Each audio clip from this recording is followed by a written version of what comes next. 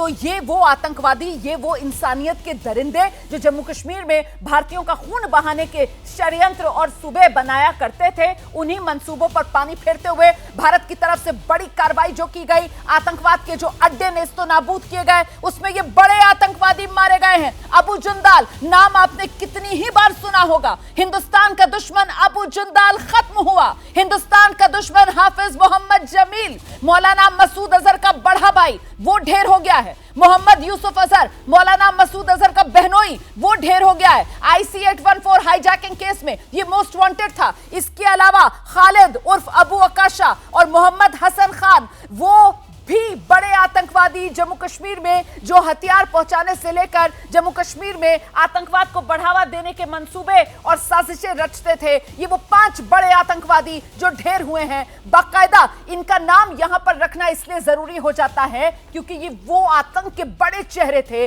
जिनकी तलाश भारत को लंबे वक्त से थी। और एक नहीं, दो नहीं, ये 5 आतंक के बड़े कमांडर, जैश से लेकर लश्कर ए तैयबा तक के जिनसे तार जुड़ते हैं, वो ढेर हो गए हैं। और यकीनन इससे लश्कर और जैश जैसे आतंकवादी संगठनों की कमर टूटी है। वही वार जिसका वादा देश के प्रधानमंत्री नरेंद्र मोदी की तरफ से देश की जनता से किया गया था, वही वार इस बार आतंक और आतंकवादियों पर हुई है। मेघा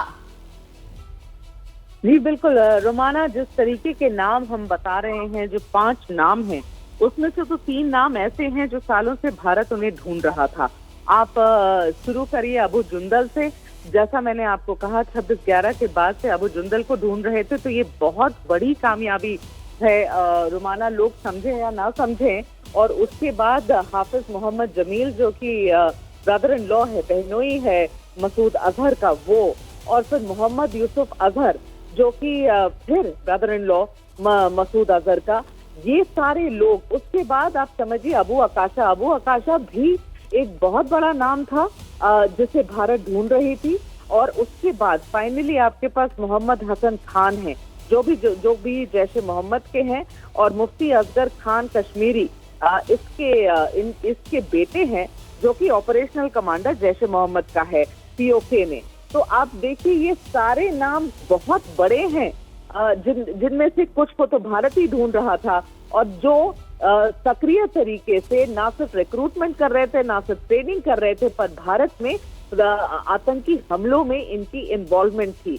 अब ये सारे मारे गए हैं कब?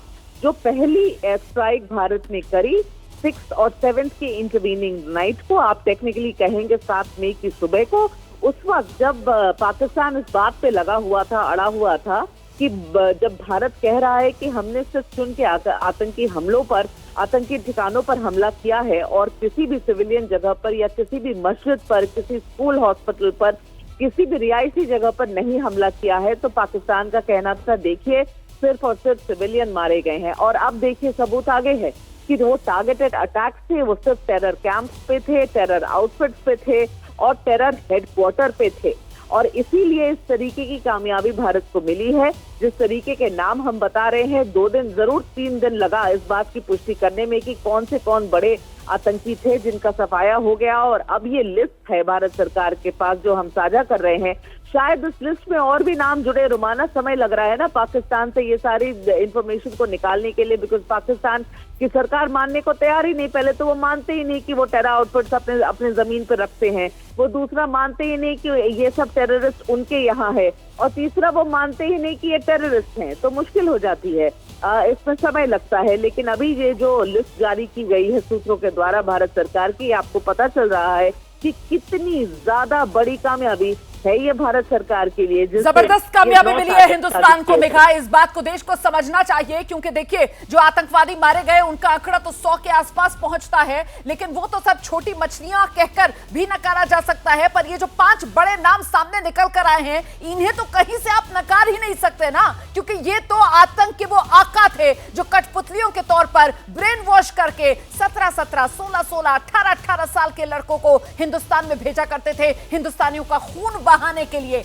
यही वो आतंक के आका जिनकी कमर तोड़नी जरूरी थी, जो मुरिदके में बैठे हुए थे, बहावलपुर में बैठे हुए थे, मतलब पाकिस्तान के पंजाब प्रांत में, मतलब पाकिस्तान के दिल में बैठे हुए थे और वहां बैठकर हिंदुस्तान के खिलाफ साजिशें रचते थे। हम हिंदुस्तानियों का खून बहाया करते थे और हम हिंदुस्तानियों को धर्म के आधार पर बांटने के लिए हिंदू और मुसलमान में बांटकर हिंदुओं की पहचान करके उनको गोलियां मारने के लिए तैयार करते थे आतंक की इस पौध को। उन्हीं के ये जनाजे निकले। ये देख रहे हैं आप, देखिए किस तरीके से जनाजे निकल रहे थे पाकिस्तान में। 7 मई को मैं आपको बता रही थी कि ये जो जनाजे हैं दरअसल ये पाकिस्तान में आतंक का जनाजा निकल रहा है। और अब लीजिए उन बड़े आतंकवादियों के नाम सामने आ गए हैं जिसमें हिंदुस्तान का दुश्मन अबू जुंदाल मारा गया, हिंदुस्तान का दुश्मन हाफिज मोहम्मद जमील मारा गया, हिंदुस्तान का दुश्मन मोहम्मद यूसुफ अजहर मारा गया, खालिद उर्फ अबू अकाशा मारा गया, मोहम्मद हसन खान मारा गया। जल्दी से आपको लेकर चलेंगे, हमारे साथ हमारे सहयोगी नीरज राजपूत इस वक्त मौजूद हैं।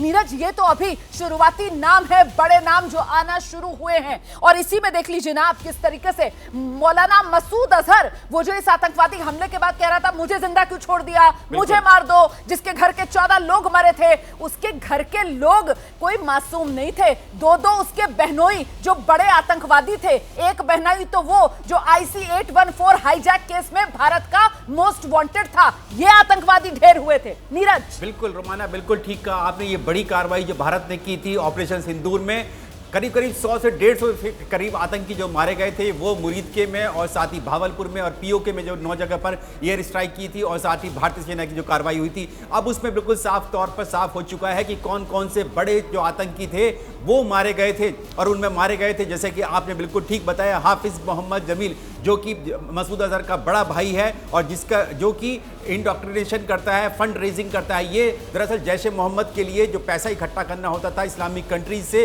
वो इकट्ठा करता था और इस पैसे का इस्तेमाल जो किया जाता था वो जो युवा होते हैं पाकिस्तान के, उनको बरगलाने के लिए, रेडिकलाइजेशन के लिए, कट्टरपंथी के बनाने के लिए, और उसके बाद फिर उनको जो है पाकिस्तानी सेना के पास भेजा जाता था जहां पर उनकी ट्रेनिंग होती थी बालाकोट पे या और दूसरी जगह पर। और जो दूसरा बड़ा नाम मुरीदके का, जो मुरीदके जो हेडक्वार्टर है लश्कर तैयबा को, जो कि ग्लोबल टेररिस्ट ऑर्गेनाइजेशन घोषित किया हुआ है, उस हेडक्वार्टर का इंचार्ज जो है वो था अबू जुंदाल। उस अबू जुंदाल को मारा जा चुका है। इस अबू जुंदाल का नाम रोमाना कई बड़े आतंकी घटनाओं में हो चुका था। साथ ही 26/11 अटैक में भी इसके बारे में कहा जाता था अगर ये वही अबू जुंदाल है तो, जिसके बारे में कहा जा रहा है और जिसके जनाजे के लिए खुद पाकिस्तान के जो पंजाब प्रांत की जो CM है मरियम नवाज, वो खुद पहुंची थी और पाकिस्तानी आर्मी चीफ भी पहुंचे थे उसके लिए। वो दिखाता है कि कितना बड़ा ये आतंकी था जिसको पूरा तरीके से जो सरकारी यानी कि उसने आपको स्टेट फ्यूनरल दिया जा रहा है, इन आतंकियों को पाकिस्तान की सरकार देती है। और जो तीसरा बड़ा नाम है, बिल्कुल ठीक कहा आपने, जिसके बारे में खुद मसूद अजहर ने कहा था कि मैं क्यों नहीं मर गया, वो इसलिए कहा था क्योंकि उसका जो बहनोई है वो मारा गया था, जिसका नाम है मोहम्मद यूसुफ अजहर उर्फ उस्ताद जी। उस्ताद इसीलिए कहा जाता था क्योंकि ये हैंडलिंग, वेपन्स हैंडलिंग की ट्रेनिंग देता था। उस्ताद उसी को कहा जाता है जो आतंकियों को वेपन्स की ट्रेनिंग देता है। और ये देखिए ना, ये आतंकवादी अब्दुल रऊफ था, ये आतंकवादी अब्दुल रऊफ था जो यहाँ पर नमाज पढ़ा रहा था, जनाजे की नमाज पढ़ा रहा था। लश्कर का कमांडर अबू जुंदाल, भारत का सबसे बड़ा दुश्मन आतंकवादी, जब ये ढेर हुआ था तो देखिए किस तरीके से यहाँ पर गार्ड ऑफ ऑनर इसको दिया गया और पाकिस्तान के झंडे में इसके शव को लपेटा गया और पाकिस्तान की मुख्यमंत्री से लेकर पाकिस्तान के राष्ट्रपति तक की तरफ से यहाँ पर जो श्रद्धा सुमन भेजे जा रहे थे वो गुलदस्ते इनके जनाजों पर रखे हुए थे। ये आतंक के जनाजे थे जो निकल रहे थे और वर्दीधारियों के कंधे पर ये आतंक के जनाजे जब निकल रहे थे, उसी वक्त से आपका चैनल ABP न्यूज आपको बता रहा था देखो कैसे पाकिस्तान बेनकाब हो रहा है।